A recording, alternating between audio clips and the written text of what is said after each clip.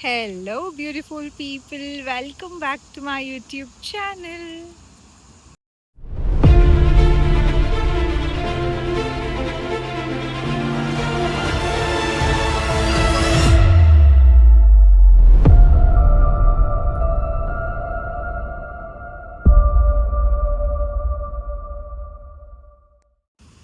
So guys, ಇವತ್ತಿನ ವ್ಲಾಗಲ್ಲಿ ನಾವು ನನ್ನ ಫೇವ್ರೆಟ್ ಪುಡಿ ಅಂತ ಹೇಳ್ಬೋದು. ಇದು ತುಂಬ ಜನದ ಮನೇಲಿ ನೀವು ಆಫ್ಕೋರ್ಸ್ ಯೂಸ್ ಮಾಡ್ತಾ ಇರ್ತೀರಾ. ಯಾರ ಮನೇಲಿ ಚಟ್ನಿ ಪುಡಿ ಯೂಸ್ ಮಾಡಲ್ಲ ಹೇಳಿ?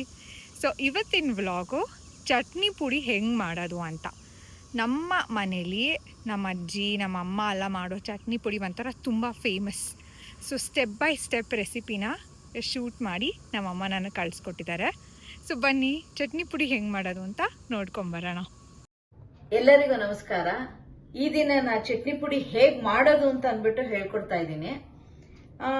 ಚಟ್ನಿ ಪುಡಿಲೂ ತುಂಬಾ ವಿಧವಾದ ಚಟ್ನಿ ಪುಡಿ ಮಾಡ್ತಾರೆ. ಅದರೊಳಗೆ ನಾನು ಈ ವಿಧ ಚಟ್ನಿ ಪುಡಿನ ನಾನು ನಿಮ್ಗೆ ಹೇಳ್ಕೊಡ್ತಾ ಇದ್ದೀನಿ. ಇದಕ್ಕೆ ಬೇಕಾಗಿರೋ ಪದಾರ್ಥಗಳು: ಉದ್ದಿನಬೇಳೆ, ಕಡಲೆಬೇಳೆ, ಕಡಲೆಕಾಯಿ ಬೀಜ, ಇವು 3 ಸಮ ಪ್ರಮಾಣದಲ್ಲಿರಬೇಕು. ಆಮೇಲೆ ಕೊಬ್ಬರಿ, ಕರಿಬೇವು ಸೊಪ್ಪು, ಸಣ್ಣ ನಿಂಬೆ ಗಾತ್ರದ್ದು ಹುಣಸೆ ಹಣ್ಣು, ಒಂದು 25-30 ಬ್ಯಾಡಗಿ ಮೆಣಸಿನ್ಕಾಯಿ, ರುಚಿಗೆ ತಕ್ಕಷ್ಟು ಉಪ್ಪು ಮತ್ತು ಬೆಲ್ಲ.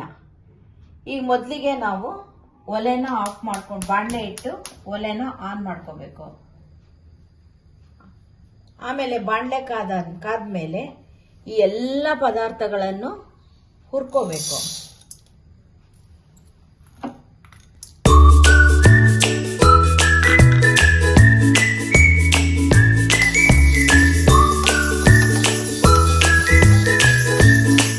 ಪ್ಲೇಟಿಗೆ ಹಾಕೊಳ್ತೀನಿ.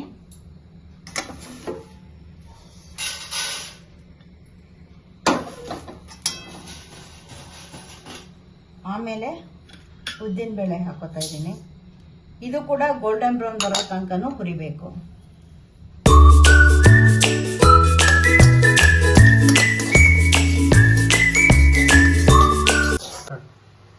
ಆಕ್ಚುಲಿ ಮೆಣಸಿನ್ಕಾಯಿ ಹುರಿಬೇಕಾದ್ರೆ ಒಂಚೂರು ಘಾಟ್ ಬರದೇ ಇರೋದಕ್ಕೆ ಒಂಚೂರು ಎಣ್ಣೆ ಸ್ಪ್ರೇ ಮಾಡಿಕೊಂಡ್ರೆ ಒಂಚೂರು ಘಾಟ್ ಬರಲ್ಲ. ಇದು ಒಂದು ಟ್ರಿಕ್ಕು.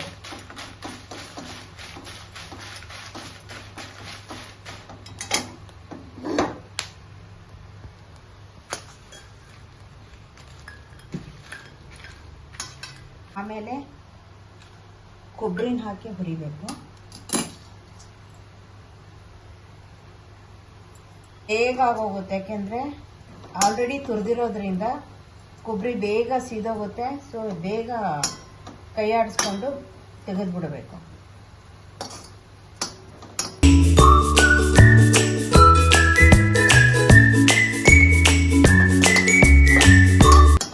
ಈ ಥರ ಕೊಬ್ಬರಿ ಹಾಕಿದ್ದು.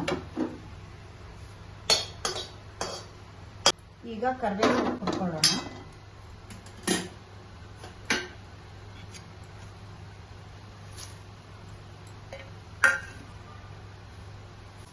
ನೋಡಿ, ಇವಾಗ ಈ ಕರಿಬೇವು ಸೊಪ್ಪೆಲ್ಲನೂ ಗರ್ಗರಿಯಾಗಿ ಆಗಿದೆ.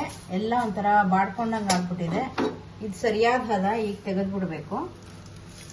ನೆಕ್ಸ್ಟು ಹುಣಸೆ ಹಣ್ಣು ಕೂಡ ಬಿಸಿ ಮಾಡ್ಕೋಬೇಕು.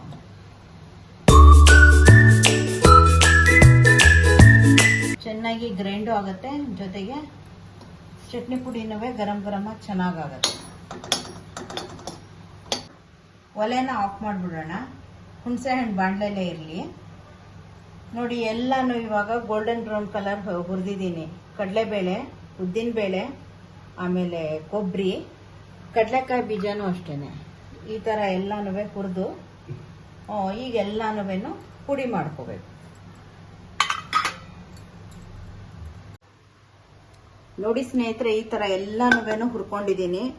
ಈಗ ಒಂದೊಂದಾಗಿ ಗ್ರೈಂಡ್ ಮಾಡೋಣ. ಹುರ್ಕೊಂಡಾದ್ಮೇಲೆ ಬೇಗ ಗ್ರೈಂಡ್ ಆಗ್ಬಿಡುತ್ತೆ, ಅದೇನು ಪ್ರಾಬ್ಲಮ್ ಇಲ್ಲ. ಸ್ವಲ್ಪನೇ ಹಾಕೊಂಡು ಗ್ರೈಂಡ್ ಮಾಡಿದ್ರೆ ಪೌಡರ್ ಚೆನ್ನಾಗಾಗತ್ತೆ.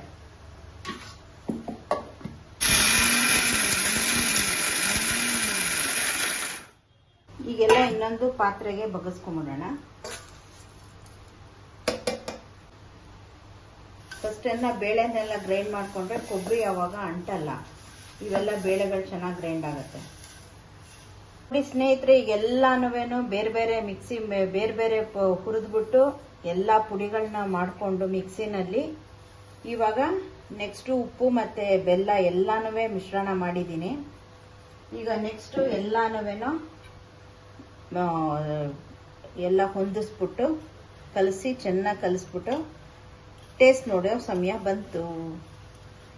ನೋಡಿ ಸ್ನೇಹಿತರೆ, ಇವಾಗ ಕೊಬ್ಬರಿ, ಹುಣಸೆ ಹಣ್ಣು ಎಲ್ಲಾನು ಬಿಸಿ ಮಾಡಿಬಿಟ್ಟು ಗ್ರೈಂಡ್ ಮಾಡಿರೋದ್ರಿಂದ ಎಲ್ಲಾನು ಚೆನ್ನಾಗಿ ಗ್ರೈಂಡ್ ಆಗಿದೆ. ಈ ಥರ ಕೈಯಲ್ಲೇ ಮಿಕ್ಸ್ ಮಾಡೋದ್ರಿಂದ ಚೆನ್ನಾಗಿ ಮಿಕ್ಸ್ ಆಗಿರುತ್ತೆ.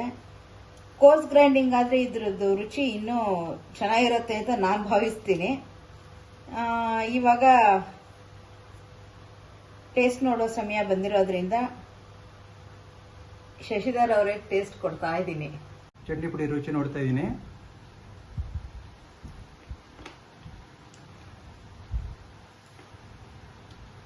ಹುಳಿ, ಉಪ್ಪು, ಖಾರ ಎಲ್ಲವೂ ಹೊಂದ್ಕೊಂಡು ಚಟ್ನಿ ಪುಡಿ ರುಚಿ ಸೊಗಸಾಗಿದೆ. Okay, thank you. ಸೊ ಈ ವ್ಲಾಗ್ ಮೂಲಕ ನಮ್ಮ ಅಮ್ಮನಿಗೆ ಥ್ಯಾಂಕ್ ಯು ಸೋ ಮಚ್ ಈ ಒಂದು ಸೂಪರ್ ಇಂಪಾರ್ಟೆಂಟ್ ರೆಸಿಪಿ ಶೇರ್ ಮಾಡಿದ್ದಕ್ಕೆ ಅಂತ ಹೇಳೋಕ್ಕೆ ಇಷ್ಟಪಡ್ತೀನಿ. ಯಾಕೆ ಅಂದರೆ ಈ ಒಂದು ಚಟ್ನಿ ಪುಡಿನ ಬರೀ ಇದು ಒಂದೇ ಐಟಮ್ ಜೊತೆ ತಿನ್ಬೋದು ಅಂತ ಏನಿಲ್ಲ. ಇದನ್ನು ಅನ್ನಕ್ಕೆ ಕಲಿಸ್ಕೊಂಡು ತಿನ್ಬೋದು, ಚಪಾತಿಗೆ ತಿನ್ಬೋದು, ದೋಸೆಗೆ ತಿನ್ಬೋದು, ರೊಟ್ಟಿಗೆ ತಿನ್ಬೋದು. ಸೊ ಇದು ಒಂಥರ ಒನ್ ಟೈಮ್ ಸೊಲ್ಯೂಷನ್. ಇದೊಂದು ಮನೇಲಿ ಏನು ನೆಂಚ್ಕೊಳ್ಳೋಕ್ಕಿಲ್ಲ ಅಂದ್ರೂ ಚಟ್ನಿ ಪುಡಿಯನ್ನು ಮೊಸರನ್ನ ಅಂತ ಕೂಡ ತಿನ್ಬಿಡ್ಬೋದು. ತುಂಬ ಸಲ ನಾನು ಕೂಡ ಅದನ್ನು ತಿಂದಿದ್ದೀನಿ.